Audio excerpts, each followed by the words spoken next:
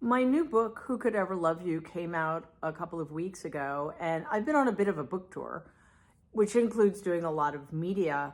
I was lucky enough to sit down with Michelle Martin of Amanpour and Company, and because we had almost 20 minutes to talk, we were able to do a deep dive into the book and other things as well. We spent a lot of time discussing my early days, my experiences as a kid with trauma and complex post-traumatic stress disorder, which set me up to react to what's been going on in America and obviously with my Uncle Donald over the last 9 years. Now, in this busy week of diplomacy, world leaders are weighing up what a second Trump term could mean for the US and beyond. To the former president's niece, Mary Trump, it could spell nothing but bad news for American democracy. She sat down with Michelle Martin to discuss her views on the upcoming election and her latest book, Who Could Ever Love You? One of the things that became clear in talking to her was that there are certain parallels between my experiences and my family, how my family shaped me and my dad and his siblings, including Donald, and where we are as a country. So it's a fascinating conversation. I promise you it's not all grim. We also talked about how important it is for us as a country, individually and collectively, to get back to being empathetic, empathetic creatures, and realize that, being kind is a superpower, which we seem to have lost touch with. And because it's looming over us, we also did discuss the upcoming election, about which I have an opinion or two. Anyway, it's a phenomenal interview, and Michelle Martin was fantastic. So I hope you enjoy watching it as much as I enjoyed speaking with her. Mary Trump, thank you so much for speaking with us once again. It's really very generous of you to have me back. Well, let's talk about the first book and how this one is different. I mean, many people will remember that you wrote a book during the Trump presidency. It was called Too Much and Never Enough. It was a bestseller for lots of reasons. I think in part because it satisfied a lot of people's curiosity about, who is Donald Trump? What did writing that book do for you? Because it had to have been hard. I mean, the fact is, you dug into a lot of really painful episodes in your life, in your family's life. You're absolutely right. I had to think about episodes in my family that I had not forgotten about exactly, but had put aside for decades. And the other interesting thing about having to do that at that time, because we were at a very crucial point in the Trump administration. We were about halfway through it when I started writing the book. We saw how much damage he was doing. We had no idea how much more damage there was to come. But in the interval between living the experiences and writing about them, became a trained clinical psychologist. So I was able to bring that training to bear on the way I analyze the family, both as a member of it and as an outsider. So that actually helped in a way. It was extraordinarily important that I got the psychology right in that book. One of the things that I learned from your memoir, your second book, is that you really had not thought about a lot of these things for years. And I was just intrigued by that. Why do you think that is? Unfortunately, it's because of how my family spoke about my dad, how they treated my dad. Before I was born, my father was perfectly ready to take over his dad's empire, Trump management. He went to school and got a business degree. He knew that was the role he was supposed to fulfill. It didn't go well. My grandfather had determined, for various reasons, some of them that are not logical, that my father was not the right person. And when things went south with his dad, he became a professional pilot for TWA at the dawn of the jet age. He went to ROTC. He was a second lieutenant in the National Guard. All of that was over before I was born.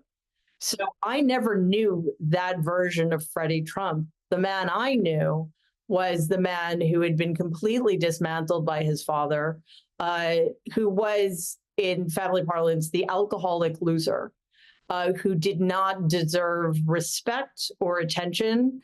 And as you can imagine, between my dad's illness and the way my family treated him, it had a huge impact on my ability to have a relationship with my father.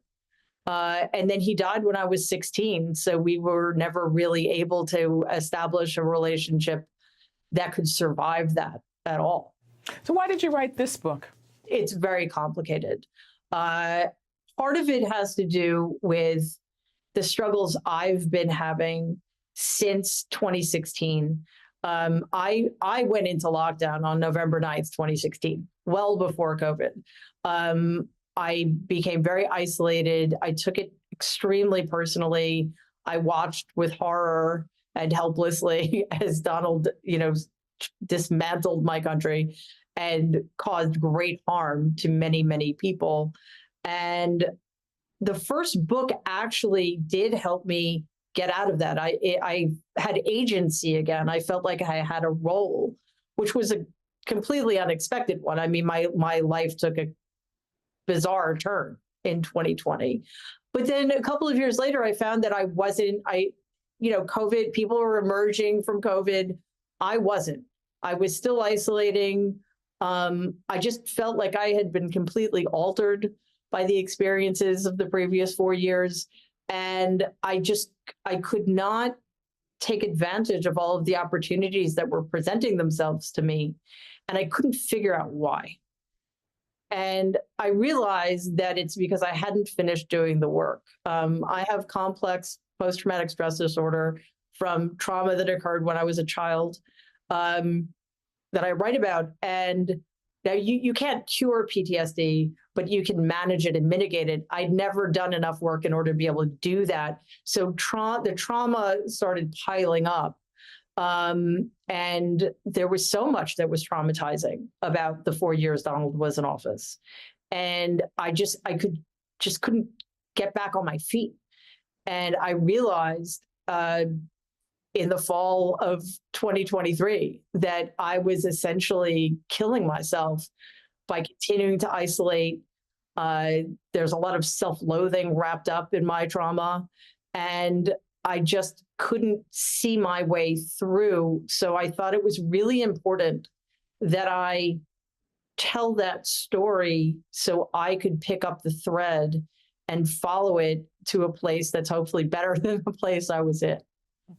I got to tell you that you are a wonderful writer and a very vivid writer, but the book is brutal from the word go. It's brutal from the title. I mean, who could ever love you? And the book opens with you entering a trauma treatment facility.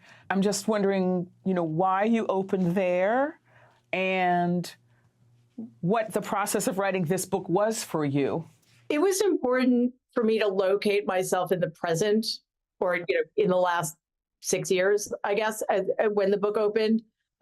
So I think part of it was also to acknowledge that we're all traumatized. Whether we acknowledge it or not, whether we recognize it or not, whether we've done anything about it or not, we're all traumatized. Some of us from the politics starting in 2016, some of us from COVID, some of us from both, some of us from the cruelties and the division that has become just part of our everyday life now. And I think it's really important to acknowledge not just that I recognize that, but that I feel it too. Because that's why we tell these stories, not just to make sense of our traumas and our histories for ourselves, but to help other people gain insight as well, to the extent that that's possible. But one of the things I found interesting is that you do clearly feel that the family, the Trump family, it's almost like a metaphor for the country. How is it that you see that the way the Trump family operates really does stand as a larger metaphor for where the country is now and the role that he's played in making it that way? We have changed as a country. The way I think about it is that weak systems bend towards their most dysfunctional member. And we have done that. We discuss the debate in terms that are favorable to Donald as if it's some WrestleMania episode. We discuss the debate in terms of what Vice President Harris has to do, not what the criminal needs to do to make his case. And in my family, only one person mattered. My grandfather was the one who mattered, and he chose Donald to be the only other one who could matter. Everything was a zero-sum game. Only one person could win. Everybody else had to lose, which is why the rest of us struggled to find meaning. The rest of us struggled to find evidence that we mattered, right? And we see that.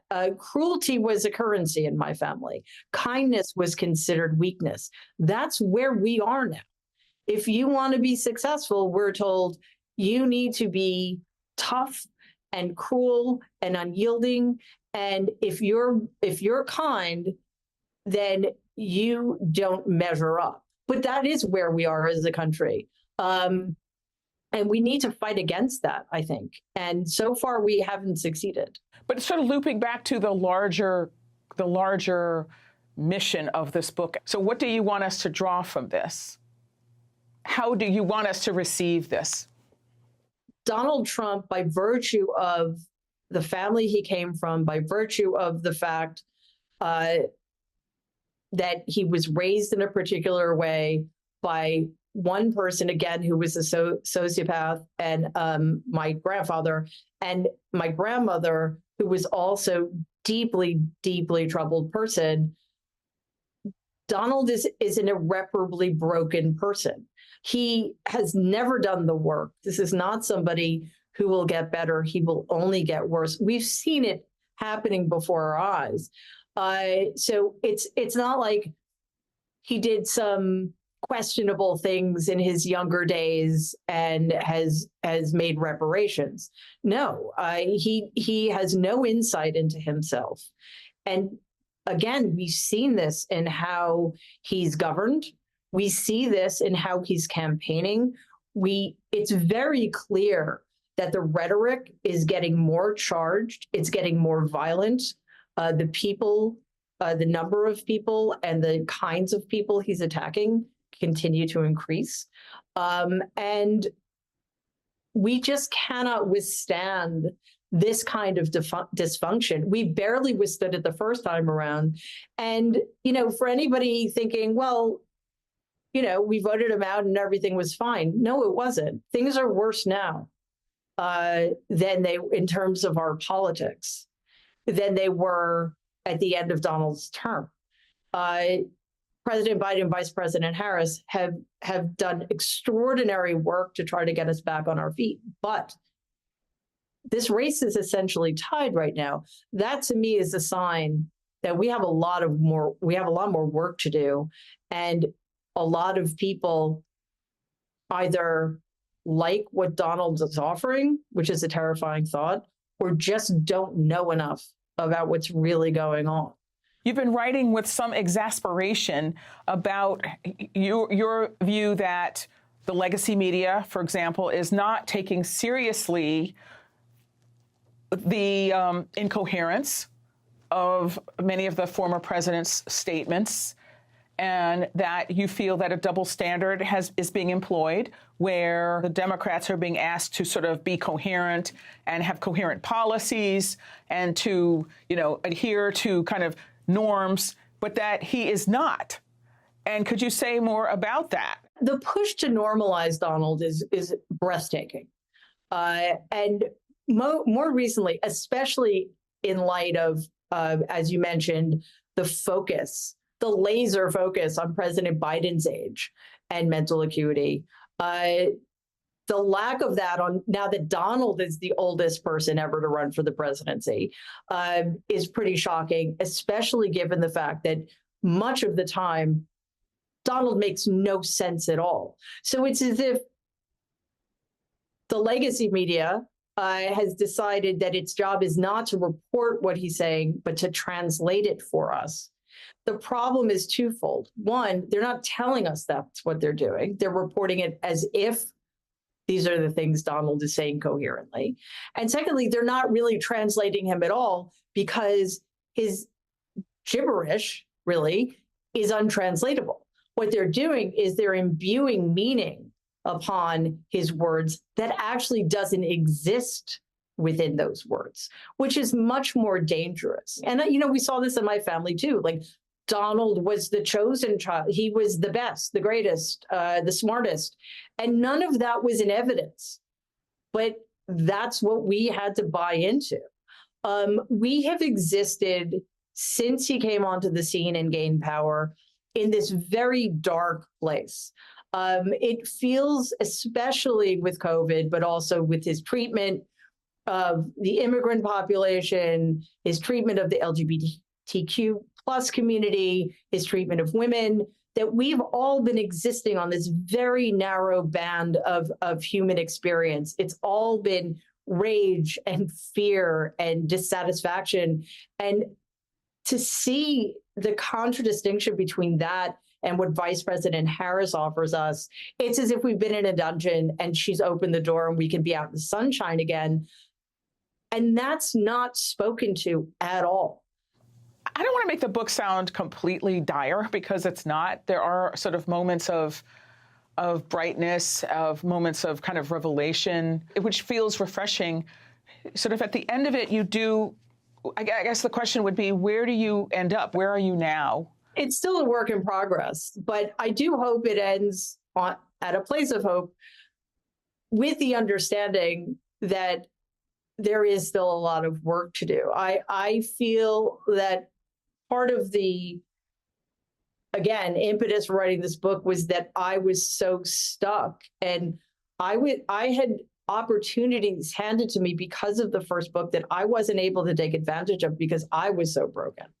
And I wanted to change that. And part of that was recognizing that by virtue of some of the work I've done, by virtue of just where Donald and I ended up, diametrically opposed to each other and as far apart as you could possibly be, both literally and metaphorically, I have some power here too, and I want to use it to help. I want to help change. I want to contribute.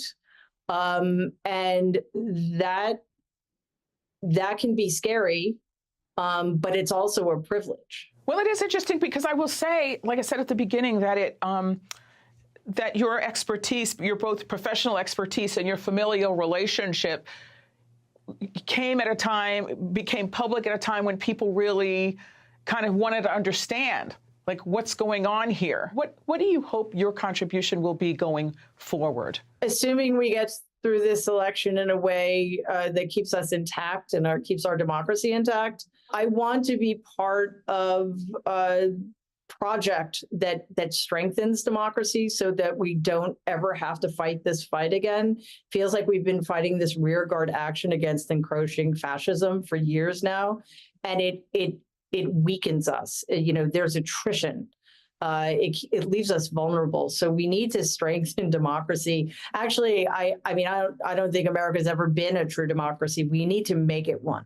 We need to make this country representative to all of its people who all have the same rights, and make this as level a playing field as we possibly can.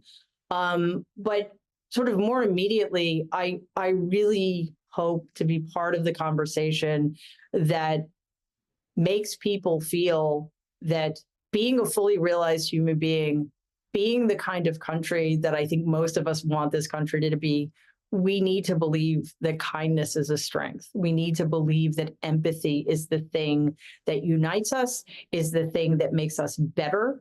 And I would like to see this this fallacious notion that cruelty is what makes us strong in the rearview mirror. It's unsustainable. Mary Trump, thank you so much for speaking with us again. Thank you for having me. This was wonderful.